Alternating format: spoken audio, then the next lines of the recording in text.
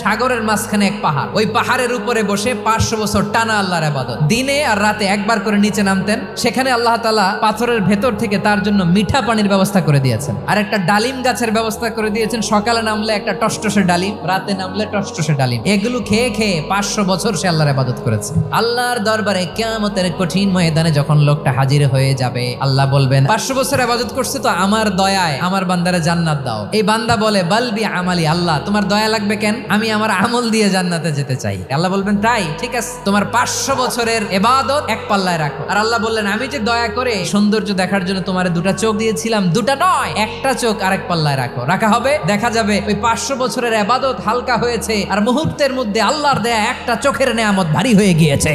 ফলাফল দেখো, হিসাব বলে তুমি এখন জাহান্নামে যাবা, যাও এবার জাহান্নামে যাও। এবার লোকটা কাচুমাচু করে বলে আল্লাহ এবার আমি বুঝতে পেরেছি তোমার দয়া ছাড়া দুনিয়ায় কেউ জান্নাতে যেতে পারবে না।